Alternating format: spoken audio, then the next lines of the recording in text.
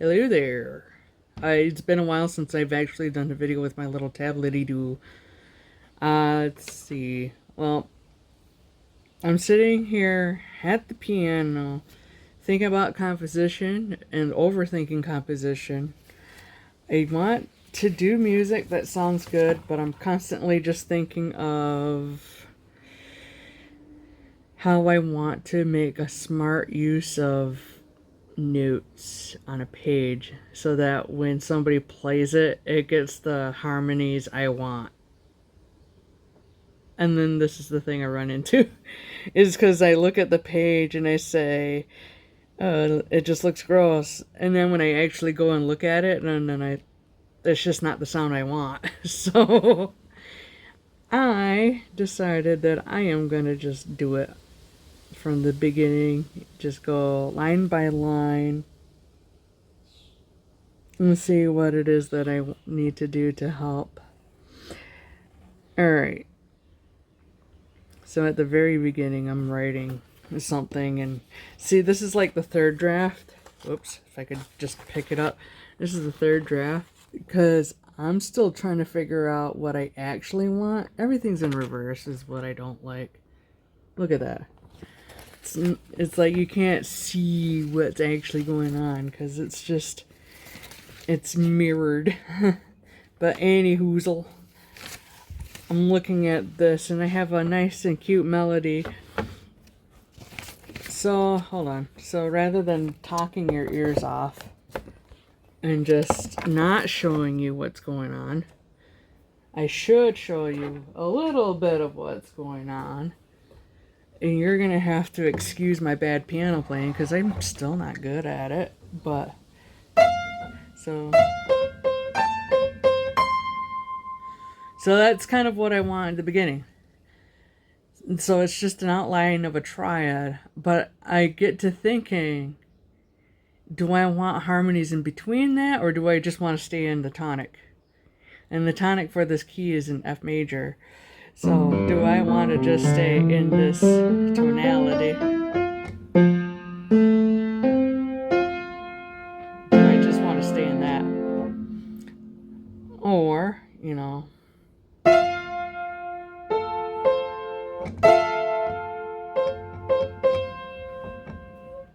or do I want to go back between, the key, they're like the F chord and then the dominant. So it's like tonic, dominant. And I'm still thinking. And this is what happens when you have to think about everything. This is the kind of thing that happens. You get to thinking, you get to questioning, and you get to overthinking. And then I'm just like,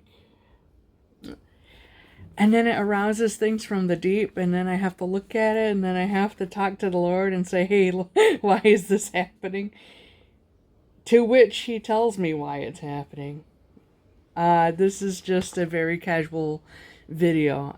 I'm a very spiritual person, and I don't believe in trying to do myself up just to look more appealing to people. I'm like, if you don't like me, it's fine. You're not required to like me. Just don't ask me what my pronouns are, because it doesn't matter. It's like, I see how horrible people are getting out there, and I'm like, it just doesn't matter. It's like, yeah, don't lump me in with that crowd because it's just weird. People are acting crazy these days. So I do like I do like the idea of keeping it simple in the melody line.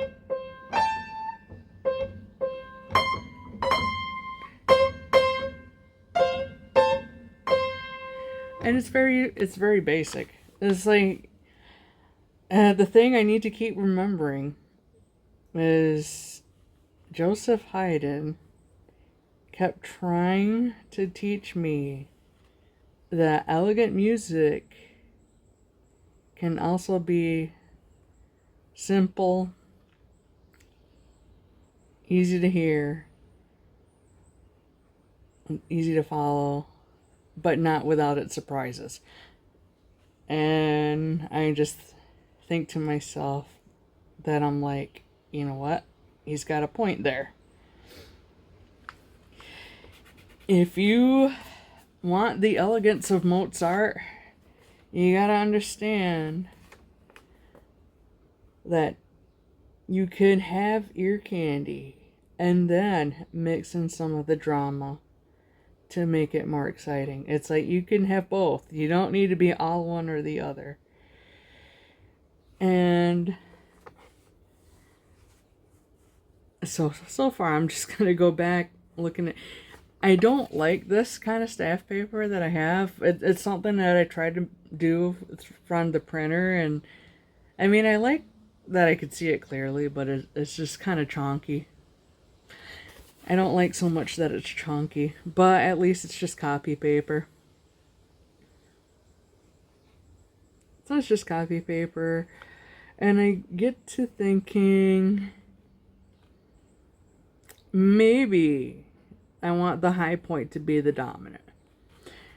And when you're writing music, you're looking for the landmarks that you want to have in your music, and you kind of just make a little sketch and say, here's where I want to go, and then you got to look at where you're starting, and then you got to fill it in between. So that's what I'm going to do.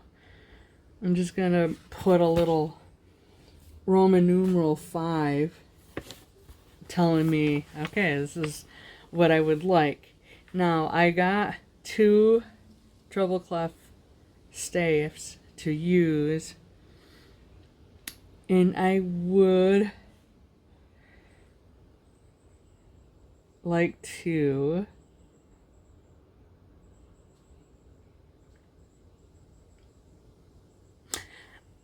try something. And sometimes you do have to futz around at the piano, because unless you could hear it in your head, you're not going to know exactly what it sounds like, even though it's doing what you want to do harmonically. I just want to get from 1 to 5. The things that happen in between could be whatever, because sometimes you can get other colors happening there.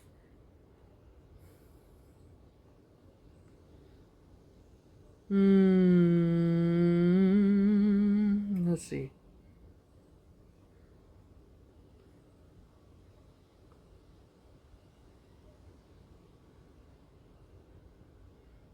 I have an idea.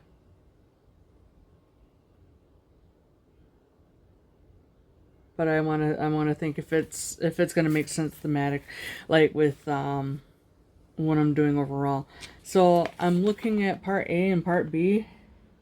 So I don't want to create things that would make it too messy.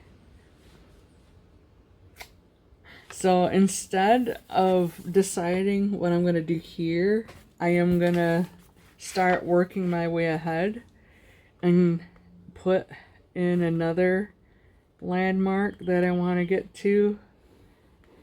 And being that this is just something I'm doing more seriously, I should take time with it. And I want to go back to, I do want to fix that one measure. It looks a little bit boring. So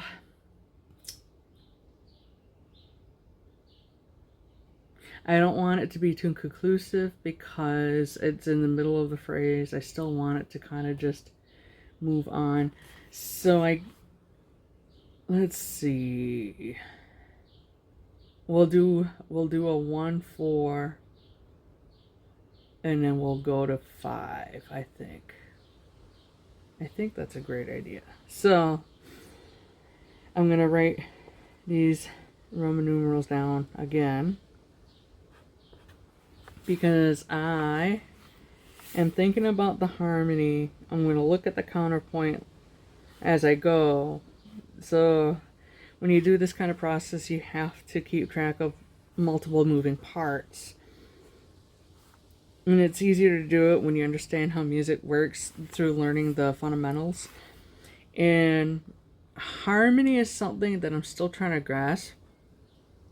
And the Lord tells me little things about myself, who I was in the past, and I get a laugh. I get a laugh out of it. And I just think about how blessed I was that everything worked out the way that it did, that I worked with the teachers I was meant to work with, that what I learned from them made more sense down the road because I'm an experiential learner, so it's easier for me to learn through doing something and then making mistakes on my way as a way to understand why some things don't work and why other things do work. But let me pause the video so you're not just staring at my face the entire time. Hoi! Now you get to go back to looking at my face. I didn't give you that much of a break at all. This is the thing I do to myself if I try to overwork something. And I feel like a little bit of my frustration isn't that I'm not very good at the piano just yet because I want to be able to play something. So I'm like comparing these things and I'm thinking to myself,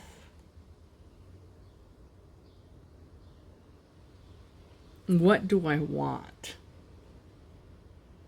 And I think sometimes I get to being hasty in moments where I kind of just put something down on the page. Like I could just put things down on a page, but is the sound what I want? Or, you know, does the result make sense?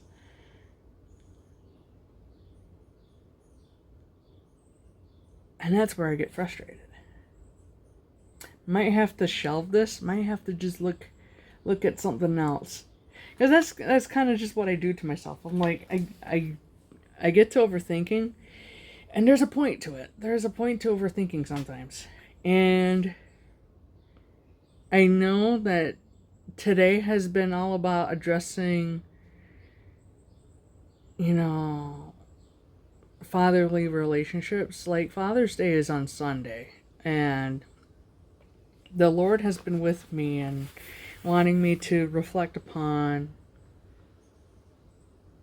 you know, relationships to father figures that I had in my history, good and bad, you know, like, because it informs me, you know, what makes things beautiful, what makes things righteous. And, you know, while I've had a parent that was on the severe end of the spectrum, I've also had somebody that was on the very positive side of things. And I take these experiences, I kind of bring them together, and I think about what my relationship is like with the Most High.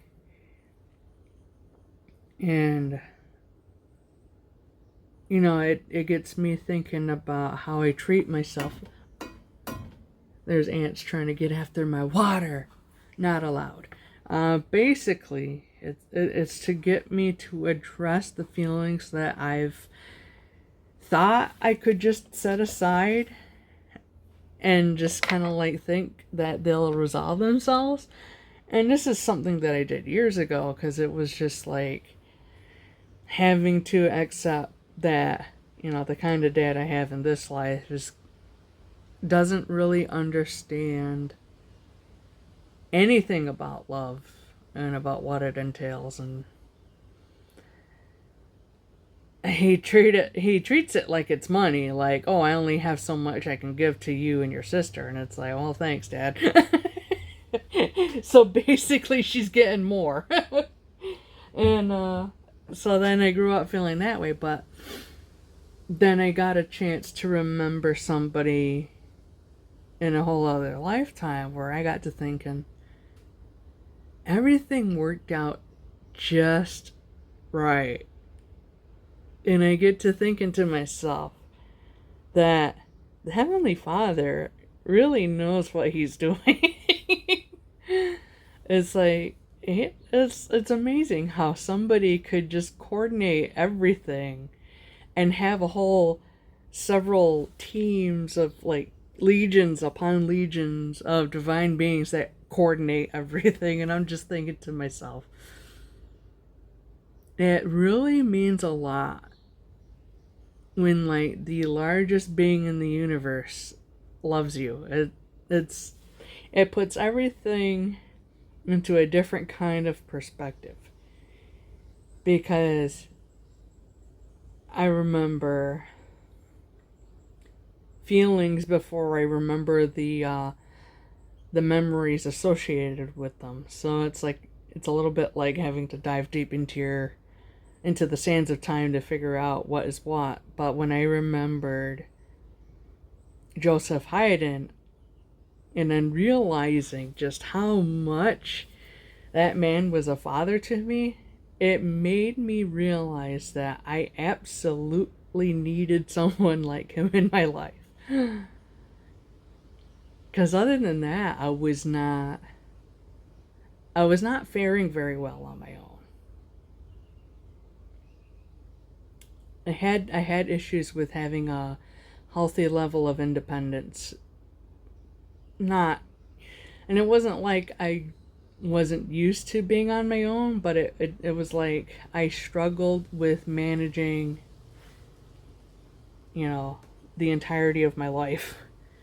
And then on top of that, having debts, somebody else's debts to pay, which explains why I get kind of weird about taking on someone else's debt in this life. I'm like, I don't want to take on anybody else's debt in this life, because it was so hard trying to pay off that debt from long ago. It was almost like, it's like at the beginning I was always strapped for money, and it was just always just being like anxious about making sure that I prove myself, but then being so insistent on proving myself that it was kind of just shutting people out of my life. And it was just like I had to learn that there were relationships that I needed to take on that would help me, find some success in life. And I just loved how patient he was, because he never wanted to be mean to me. He never wanted to say anything that discouraged me. He did not ever want to see me in a place where I didn't, feel good about what I was doing or where I was going to go. He would always try to gently suggest something just because he wanted me to be able to establish my presence and not basically turn people off from the get-go. But it's just like, I had somebody that really loved me and wanted me to have a life that was vibrant and beautiful, and I know that he really loved me unconditionally, and that was such a beautiful thing. So I kind of like, so I like that I do have this book. So this, try to read backwards. It's a sonata album. So in here I have the first sonata. So Joseph Haydn's sonata right here, and it's elegant. And the thing is, I should learn to be more elegant, but well, maybe I should play a little bit for you. It's not gonna be great. It'll be something. I decided to restart because I wasn't like how it was turning out. I get overly self-conscious when I'm trying to play for an audience. I don't like playing for an audience, but I do remember why. So, but anyway, so sonata in C major. I'm gonna play it well under tempo.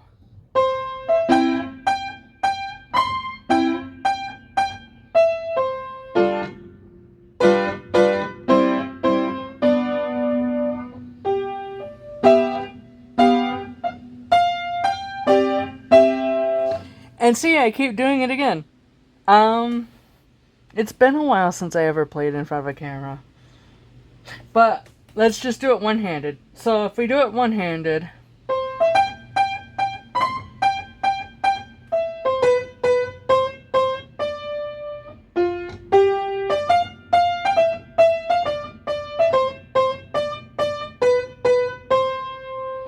and you see how simple that is? It's just simple, it's clear. Classical music is different from the Baroque music. Baroque music has texture. This has a different kind of texture. You have a focus on hearing the melody, so to speak. It's still very I don't know how you describe it. It's like there are melodies that are written like really beautifully, and then there are kind of like melodies that sound like they're made for the piano. But basically, you know, you got your major chord, and you could see why I like that sound there. And I think to myself, I was like, how do I pay homage to a teacher that I had in a different lifetime? So that's kind of what I'm thinking about is, you know, that little boop. I do like the boop, because the boop is nice.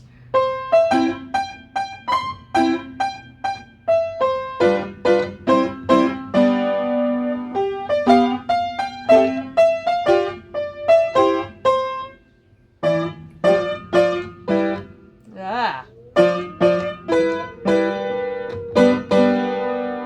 And then, except, it doesn't just go to a chord. It's actually arpeggiated. Hold on. Yeah. You can see it right there. It's actually arpeggiated. So I'm not yet able to play that because, okay, it's in alla breve. So that means your half notes get the beat. And it's 104. Da. Think about that fast, I think. Da da da da da da da da da da da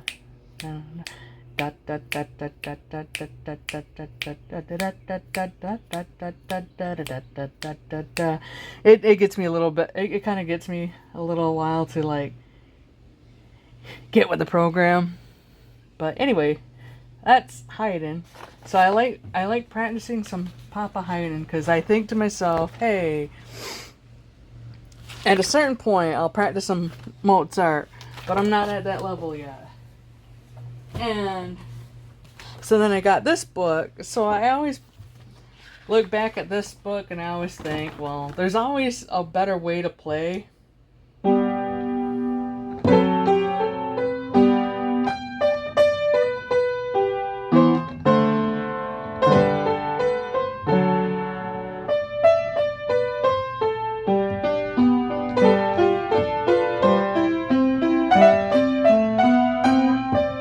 Whoops.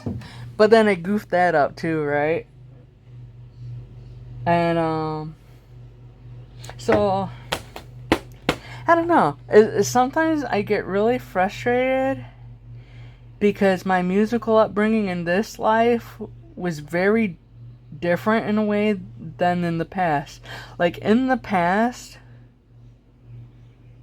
I've had more than once where I was considered a prodigy.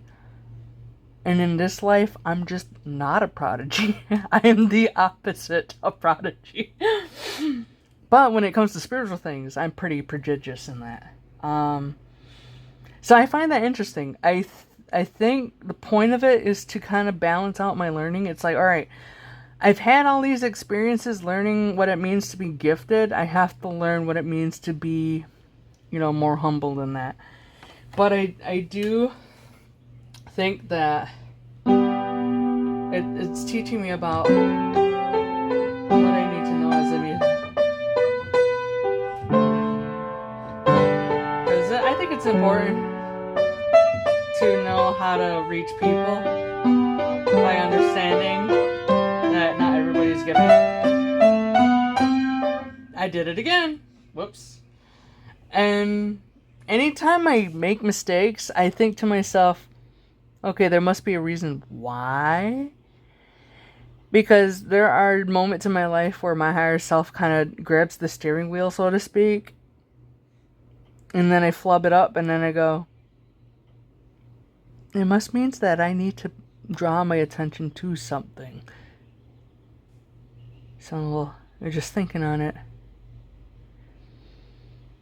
There's like an important message there, I suppose. So we're gonna close this up. And the message that I'm trying to dig into, it's like saying we are meant to walk towards our destiny, not away from it. It doesn't matter, how gifted other people are, because it's like you're not supposed to be comparing yourself to them.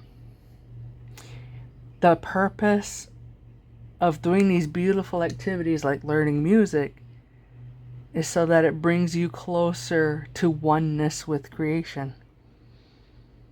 It's not about the glory. It's not about the accolades. It's not about the success. It's not about all these things that they advertise in this world. When you're doing art, it's about connecting more deeply with your soul, with the essence of the creation you're living in, and ultimately with our higher power that manages the entire universe. It's not about all these shallow things that this world advertises. It's really not. And everything happens for a reason. It's like if you're making mistakes, if something's going on where you say, why am I doing this? That's the question you need to think about. Why? And if you meditate, go within yourself, those answers become revealed when you're ready to look at them. The more people that take the time to get connected with their essence, the better off we're going to be here in this world. The world can heal once people start walking away from these shallow and superfluous stuff. Yeah, I can't speak right sometimes, but that's okay. Oh, basically, I got this thing. Read backwards, fools. No, I'm joking. So, it says your faith is what you believe, not what you know.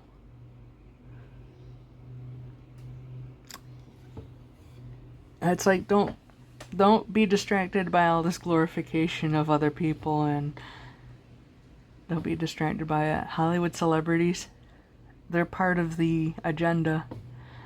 And the ones that are not part of the agenda, they're living kind of a different existence than the ones that are just going with it, We gotta make this world a better place. And that's part of what we need right here, is everybody needs to have a heart. So, anyhoozle, I'm done. I'll let you go. Have a good day. Iskogiite. We'll see you.